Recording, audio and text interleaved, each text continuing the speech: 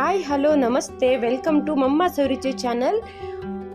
ಯಾರೆಲ್ಲ ನನ್ನ ಚಾನಲನ್ನು ಇನ್ನೂ ಸಬ್ಸ್ಕ್ರೈಬ್ ಮಾಡ್ಕೊಂಡಿಲ್ಲ ಟಕ್ ಅಂತ ಸಬ್ಸ್ಕ್ರೈಬ್ ಮಾಡ್ಕೊಳ್ಳಿ, ಪಕ್ಕದಲ್ಲಿರೋ ಬೆಲ್ ಐಕಾನನ್ನು ಪ್ರೆಸ್ ಮಾಡಿ. ಇವತ್ತು ನಾವು ಒಂದು ಹೊಸ ರೀತಿಯಲ್ಲಿ ಫ್ರೂಟ್ ಸಲಾಡನ್ನು ಮಾಡ್ತಾ ಇದ್ದೀವಿ. ಕರ್ಬೂಜ ಹಣ್ಣಿನ ಫ್ರೂಟ್ ಸಲಾಡನ್ನು ಮಾಡ್ತಾ ಇದ್ದೀವಿ. ಇದು ದೇಹಕ್ಕೆ ತುಂಬ ತಂಪಾಗಿರುವಂಥದ್ದು, ಮಾಡೋದಕ್ಕೆ ಕೂಡ ತುಂಬ ಈಸಿ, ಹಾಗೆ ತಿನ್ನೋದಕ್ಕೂ ಕೂಡ ಅಷ್ಟೇ ಟೇಸ್ಟಾಗಿರುತ್ತೆ. ಹೇಗೆ ಮಾಡೋದು, ಏನೇನು ಐಟಮ್ ಹಾಕ್ತಿದ್ದೀವಿ ಅಂತ ನೋಡೋಣ. ಫಸ್ಟು ನಾನಿಲ್ಲಿ ಎಳೆನೀರಿನ ಗಂಜಿಯನ್ನು ತಗೊಂಡಿದ್ದೀನಿ. ಇದು ಆದಷ್ಟು ತಿಳಿ ಗಂಜಿ ಆಗಿದ್ದರೆ ತುಂಬ ಒಳ್ಳೆಯದು, ಒಳ್ಳೆ ಟೇಸ್ಟ್ ಕೊಡುತ್ತೆ. ಇದನ್ನು ಸ್ವಲ್ಪ ನೀರನ್ನು ಹಾಕಿ ನೈಸಾಗಿ ರುಬ್ಬಿ ಇಟ್ಕೊಳ್ಳೋಣ.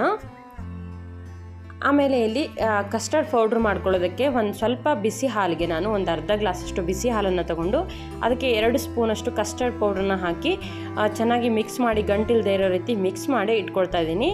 ಆಮೇಲೆ ಒಲೆ ಮೇಲೆ ಒಂದು ಪಾತ್ರೆಗೆ 2 ಸ್ಪೂನಷ್ಟು ತುಪ್ಪನ ಹಾಕ್ಕೊಂಡು ಒಂದು 2 ಸ್ಪೂನಷ್ಟು ಸಬ್ಬಕ್ಕಿನ ಇಲ್ಲಿ ನೆನೆಸಿಟ್ಕೊಂಡಿದ್ದೆ ಒಂದು 5 ನಿಮಿಷ. ಅದನ್ನು ನೀರನ್ನೆಲ್ಲ ಬಾಗಿಸ್ಕೊಂಡು ಇವಾಗ ಅದನ್ನು ಸಣ್ಣ ಊರಿನಲ್ಲಿ ಫ್ರೈ ಮಾಡ್ಕೊಳ್ತಾ ಇದ್ದೀನಿ. ಹಾಗೆಯೇ ಸ್ವಲ್ಪ ಟ್ರಾನ್ಸ್ಪರೆಂಟ್ ಆಗೋವರೆಗೂ ಗಂಟು ಆಗುತ್ತೆ, ಅಲ್ಲಿ ತನಕ ಒಂದು ಸ್ವಲ್ಪ ಫ್ರೈ ಮಾಡಿ ಎತ್ತಿಟ್ಕೊಳ್ಬೇಕು. ಆಮೇಲೆ ನಾನು ಇದೇ ಪಾತ್ರೆಗೆ ಒಂದು ಅರ್ಧ ಲೀಟ್ರಷ್ಟು ಹಾಲನ್ನು ಹಾಕ್ಕೊಳ್ತಾ ಇದ್ದೀನಿ. ಆಮೇಲೆ ಇದಕ್ಕೊಂದು 1/4 ಲೀಟ್ರಷ್ಟು ನೀರನ್ನು ಸೇರಿಸ್ಕೊಂಡು ಚೆನ್ನಾಗಿ ಕುದಿಯೋದಕ್ಕೆ ಬಿಡ್ತಾ ಇದ್ದೀನಿ.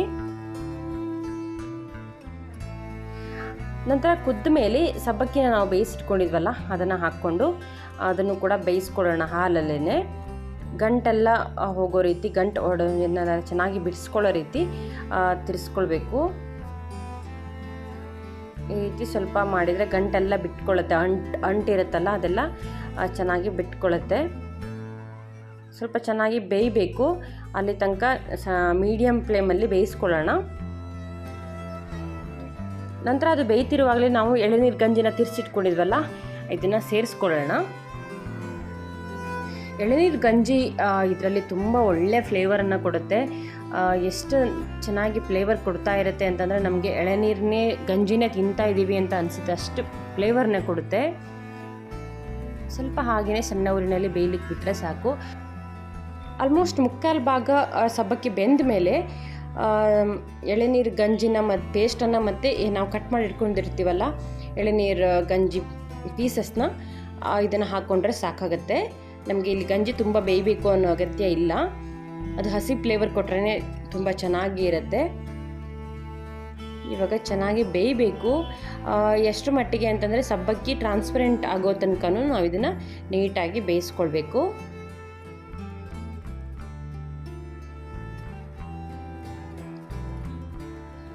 ಇವಾಗ ಇದಕ್ಕೆ ಕಸ್ಟರ್ಡ್ ಪೌಡ್ರನ್ನ ಮಿಕ್ಸ್ ಮಾಡಿ ಇಟ್ಕೊಂಡಿದ್ವಲ್ಲ ಇದನ್ನು ಸೇರಿಸ್ಕೊಳ್ತಾ ಇದ್ದೀನಿ.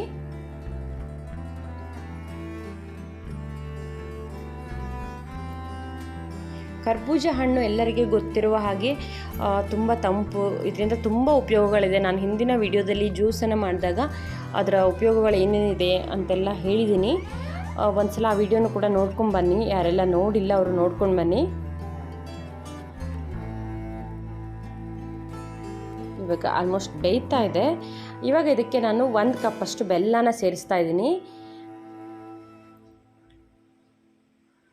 ಈ ಮಿಕ್ಸ್ಗೆ ನಾವು ಬೆಲ್ಲನ ಸ್ವಲ್ಪ ಜಾಸ್ತಿನೇ ಸೇರಿಸ್ಕೊಳ್ಬೇಕು. ಏನಕ್ಕೆ ಅಂತ ನಾನು ಆಮೇಲೆ ಹೇಳ್ತೀನಿ. ಸ್ವಲ್ಪ ಸ್ವೀಟ್ ಜಾಸ್ತಿ ಇದ್ದರೆ ಚೆನ್ನಾಗಿರುತ್ತೆ. ನಿಮಗೆ ಸ್ವೀಟ್ನ ಅಗತ್ಯ ಎಷ್ಟಿದೆ ನೋಡಿಕೊಂಡು ಸೇರಿಸ್ಕೊಳ್ಳಿ. ಚೆನ್ನಾಗಿ ಸಬ್ಬಕ್ಕಿ ಬೆಂದ ಮೇಲೇ ನಾವು ಸ್ವೀಟನ್ನು ಸೇರಿಸ್ಕೊಳ್ಬೇಕು, ಇಲ್ಲಾಂದರೆ ಸಬ್ಬಕ್ಕಿ ಬೇಯೋದಿಲ್ಲ. ಕೊನೆಯಲ್ಲಿ ಇದಕ್ಕೆ 1-2 ಏಲಕ್ಕಿನ ಸಣ್ಣ ಕುಟ್ಟಿ ಪುಡಿ ಮಾಡಿ ಸೇರಿಸ್ಕೊಳ್ತಾ ಇದ್ದೀನಿ.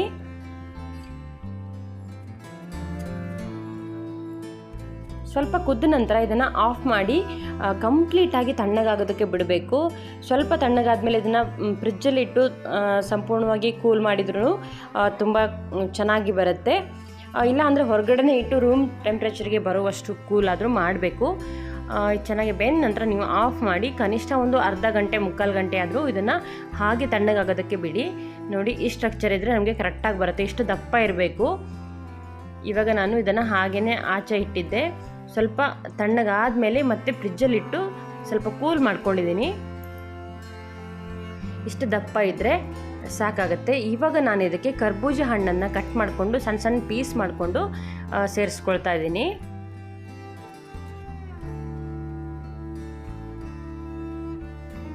ನಿಮಗೆ ಎಷ್ಟು ಕ್ವಾಂಟಿಟಿ ಬೇಕೋ ಅಷ್ಟನ್ನು ಸೇರಿಸ್ಕೊಳ್ಬೋದು. ನಾನಿಲ್ಲಿ ಒಂದು ಅರ್ಧ ಕರ್ಬೂಜ ಹಣ್ಣನ್ನು ಹಾಕ್ಕೊಂಡಿದ್ದೀನಿ.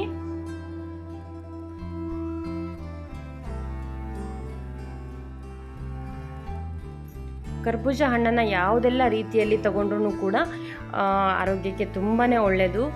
ಇದರಿಂದ ಸೈಡ್ ಎಫೆಕ್ಟ್ ಅಂತ ಏನೂ ಇರೋದಿಲ್ಲ, ತುಂಬಾ ಒಳ್ಳೆಯದು. ಕರ್ಬೂಜ ಹಣ್ಣಿನ ಫ್ರೂಟ್ ಸಲಾಡ್ ರೆಡಿ ಆಯಿತು. ಎಷ್ಟು ಈಸಿ ಅಲ್ವಾ, ಸಿಂಪಲ್ ಆಗಿದೆ. ಯಾರಿಗೆ ಬೇಕಾದರೂ ಇದನ್ನು ಮಾಡಿಕೊಡ್ಬೋದು. ಮಕ್ಕಳು ಕೂಡ ತುಂಬ ಖುಷಿಪಟ್ಟು ತಿಂತಾರೆ. ಯಾಕಂದರೆ ಇದರಲ್ಲಿ ಪಾಯಸ ಟೇಸ್ಟ್ ಕೂಡ ಸಿಗುತ್ತೆ, ಹಾಗೆಯೇ ಫ್ರೂಟ್ ಸಲಾಡ್ ಕೂಡ ಟೇಸ್ಟ್ ಕೂಡ ಸಿಗುತ್ತೆ. ಫ್ರೂಟ್ಸು ಮಧ್ಯದಲ್ಲಿ ಸಿಗ್ತಾ ಇರೋದ್ರಿಂದ, ಹಾಗೆಯೇ ಎಳೆನೀರು ಗಂಜಿ ಕೂಡ ಸಿಗ್ತಾ ಇರೋದ್ರಿಂದ ಒಂಥರ ಒಳ್ಳೆ ಟೇಸ್ಟ್ ಬರುತ್ತೆ. ಹಾಗಾಗಿ ತುಂಬಾ ಚೆನ್ನಾಗಿರುತ್ತೆ. ನೀವು ಒಂದ್ಸಲ ಟ್ರೈ ಮಾಡಿ ನೋಡಿ, ತುಂಬಾ ಇಷ್ಟಪಡ್ತೀರಾ.